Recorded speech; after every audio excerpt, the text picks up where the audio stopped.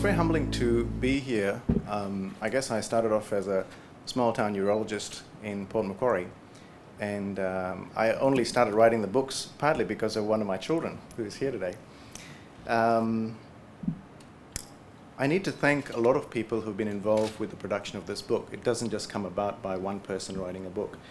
The reviewers, if you look through the book, you'll see about 40 or 50 reviewers. These are colleagues, urologists, radiation oncologists, medical specialists, support people, and patients who have had prostate cancer, who have gone through the book, made their comments. I've had to digest that, accept some of it, reject some of it, and look for the evidence for all that I was trying to say. I thank them sincerely because this book could not have been written by me. It was written by them and me. I'd like to thank Abbott Pharmaceuticals. They came on board to help me produce the book, and for those of you who've seen the second edition and will now see the third edition, you'll see that it has a lot of pictures, diagrams. It's very colorful. It's actually the book I always wanted it to be. I must extend a special thanks to Fiona Gracie. Fiona, are you in the audience? We've never met. Please give her a hand. Please stand up. Please stand up. I actually haven't met Fiona either. Please stand up, Fiona. Fiona took this on as a project. Thanks very much.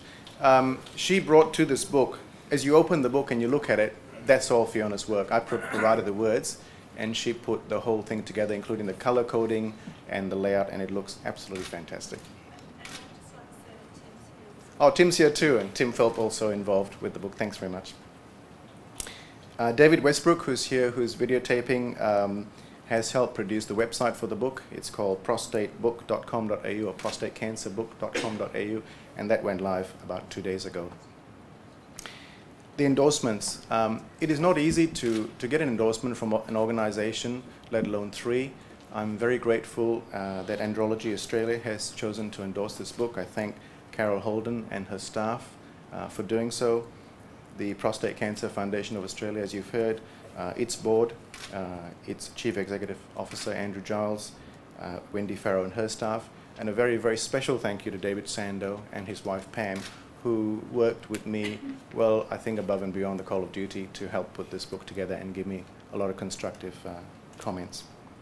To the Urological Society of Australia and New Zealand, of which I'm a member, its president David Malouf, who you just heard spoke, Michael Degora and his staff at the office, thank you all for your support as well. To the members of the Port Macquarie-based Jim Bruce Trust, some of whom are here today, thank you for attending and for supporting prostate cancer. It's an issue that's very close to the heart of that trust, as its founder passed away from the condition. My staff who are here today, I need you to stand up, please. Jeanette, Jan, Anne, and Marilyn. They've come all the way from Port Macquarie. Please thank them.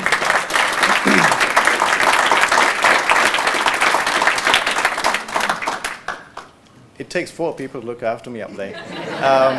They will tell you that I seem to be full of ideas, and not one day goes by without something new that comes on the horizon. But thank you so much, because I could not do what I do without the support, and thank you for coming here and being here this morning. To my family. Yes, my staff help me, but my family allows me to do what I do by giving me the time. My wife Rachel, my elder son Omar, and my younger son Imran, who asked me not to mention him. Thank you for being. I'm so proud that you're here today to see this. They hear a lot about my books. They see some of those diagrams in the books and the naughty pictures, as they call them. And on one day when I was reviewing a page that showed a prostate examination, my little one commented that, so that's how you do a prostate examination. Thank you so much for being here, you are. It's said that we have children and teach them about life, but it's true, I think, that our children teach us about life. This is a silent cancer. Its silence is everywhere. The condition is silent, even though 20,000 men are diagnosed with this condition every year, and just over 3,000 men die from this condition every year.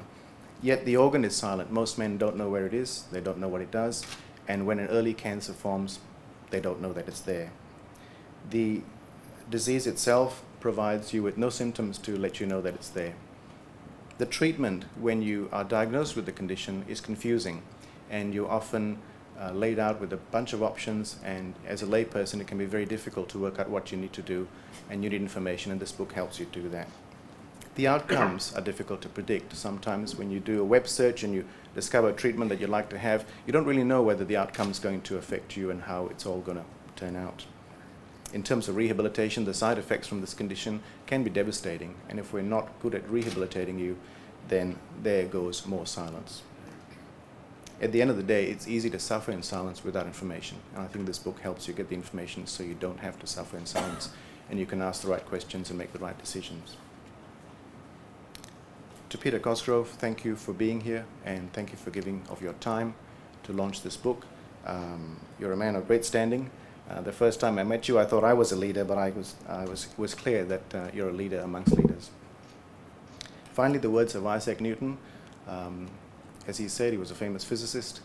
As he said, "If I see further, it is because I stand on the shoulders of giants."